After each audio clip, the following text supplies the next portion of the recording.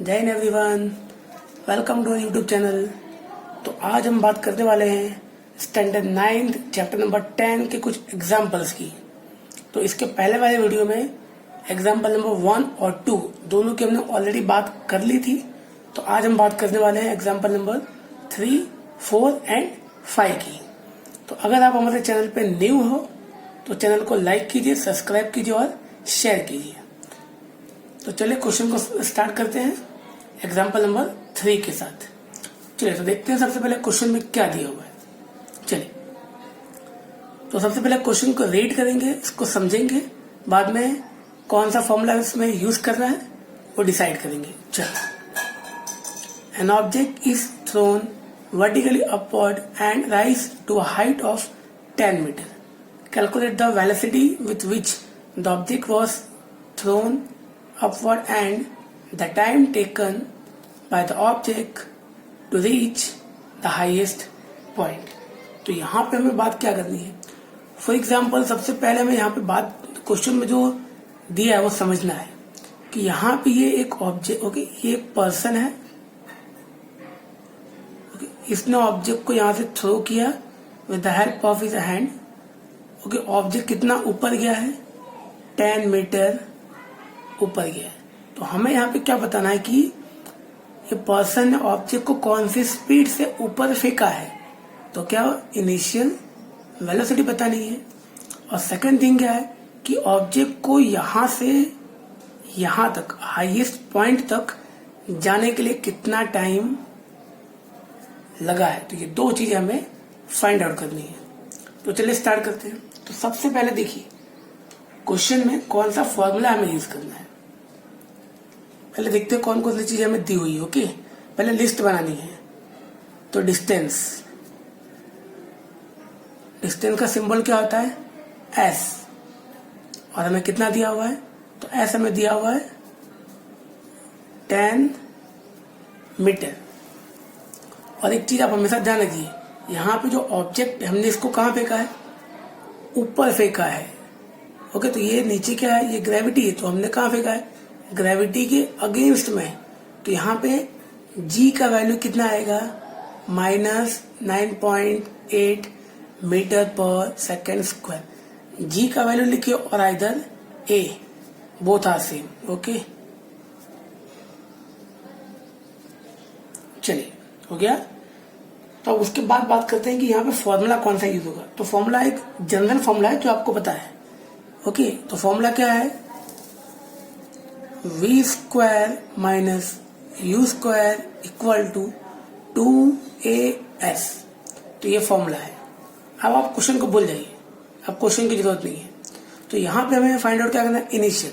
तो ध्यान रखिए कि यहाँ से ऑब्जेक्ट जब यहाँ पहुंचा ऊपर, तो फॉर फ्यू सेकेंड के लिए यहाँ पे ऑब्जेक्ट क्या हो जाएगा, स्टॉप हो जाएगा। तो उसकी फाइनल वेलोसिटी कितनी हो जाएगी, 0।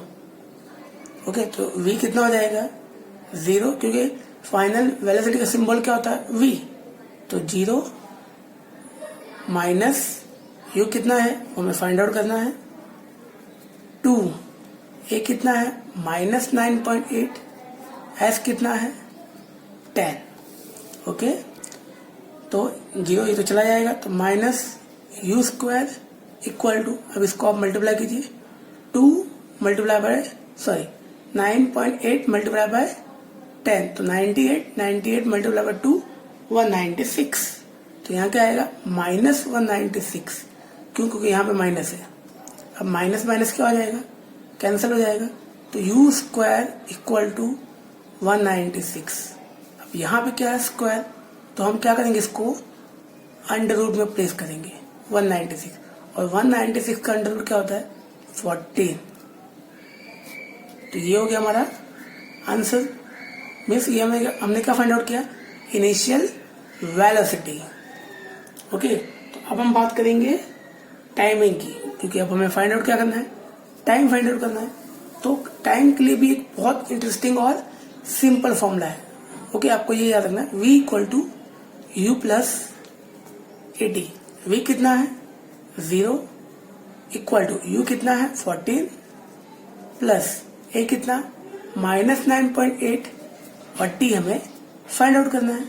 तो क्या आएगा 14 plus and minus minus 9.8 into T. अब इसको यहाँ पे इक्वल टू प्लेस करेंगे तो क्या आएगा 14 इक्वल टू 9.8 इंटू टी। अब 14 को 9.8 डिवाइड कर दो। ओके तो क्या आएगा 14 डिवाइडेड बाय 9.8, तो आंसर क्या मिल जाएगा हमें 1.43 सेकेंड। तो ये हमें क्या मिल गया टाइमिंग। तो ऑब्जेक्ट को यहां से यहां पे पहुंचने के लिए कितना टाइम लगेगा 1.43 सेकेंड। तो यहाँ पे क्वेश्चन नंबर 3 हमने फिनिश कर दिया है। तो आइए अब बात करते हैं क्वेश्चन नंबर 4 की। तो यहाँ पे क्वेश्चन नंबर 4 में हमें क्या दिया हुआ है, तो सेम मेथड वैसे ही पहले क्वेश्चन को रीड करेंगे फिर समझेंगे क्या क्या वैल्यू हमें दी हुई है। तो चलिए स्टार्ट करते हैं। तो मास ऑफ एन ऑब्जेक्ट, एक ऑब्जेक्ट है, फॉर एग्जाम्पल ये एक ऑब्जेक्ट है, इसका मास हमें दिया हुआ है, मास कितना है 10 किलोग्राम। चलो अब क्या दिया है what is its weight on the earth. Okay तो ये मास कितना दिया है 10 किलोग्राम। तो अगर हम इसके वेट की बात करें तो इसका वेट कहाँ पे अर्थ पे। ओके वेट अर्थ पे कितना होगा, तो ये हमें फाइंड आउट करना है। ओके तो मास हमें कितना दिया हुआ है 10 किलोग्राम। क्या करना है हमें वेट फाइंड आउट करना है। ओके तो हमेशा ध्यान रखिए। ओके मास और वेट के बीच में एक ही रिलेशन है। ओके तो weight equal to m into g. तो जब हम मास को g के साथ मल्टीप्लाई कर देंगे तो हमें क्या मिल जाएगा वेट। क्लियर, बहुत इजी क्वेश्चन है। चलिए तो W equal to m into g. m कितना है 10, g कितना है 9.8, दोनों को मल्टीप्लाई कर दो तो आंसर क्या आ जाएगा 98 न्यूटन। तो ये हो गया हमारा क्वेश्चन नंबर 2 जो कि बहुत इजी था। ओके चलिए ओके लास्ट क्वेश्चन की बात करते हैं हम। तो सबसे पहले क्वेश्चन में यहाँ पे हम क्या करेंगे सेम मेथड, पहले क्वेश्चन को रीड करना है, बाद में बात करेंगे कौन कौन सी चीजें हमें दी हुई है। एन ऑब्जेक्ट वेट, एक ऑब्जेक्ट है उसका वेट कितना है 10 Newton. When measure on the surface of the earth, 10 Newton कब है जब हमने उसको अर्थ पे मेजर किया, किसका weight okay weight on earth equal to 10 newton. What would be its weight when measure on the surface of the moon. तो बात क्या करता है कि वेट ऑन अर्थ कितना था, सपोज ये ऑब्जेक्ट है, इसका वेट कितना है। ओके ये ऑब्जेक्ट कहाँ पे है अर्थ पे है, तो इसका वेट कितना है 10 न्यूटन। तो जब इसी चीज को हम मेजर आउट करेंगे कहाँ पे मून पे, तो कितना होगा, तो ये हमें फाइंड आउट करना है। ओके चलिए स्टार्ट करते हैं। तो वेट ऑन मून, तो सबसे पहले एक क्वेश्चन ध्यान रखिए आप, वेट ऑन अर्थ और वेट ऑन मून दोनों के बीच में एक बहुत ही अच्छा और सिंपल रिलेशन है, बहुत ही अच्छा और सिंपल रिलेशन है। तो क्या रिलेशन है, सबसे पहले हम उसकी बात करते हैं। ओके तो weight on moon equal to 1/6 into weight on earth. इसको ध्यान रखिए आप, सबसे अच्छा रिलेशन है ये, weight on moon equal to 1/6 into weight on earth.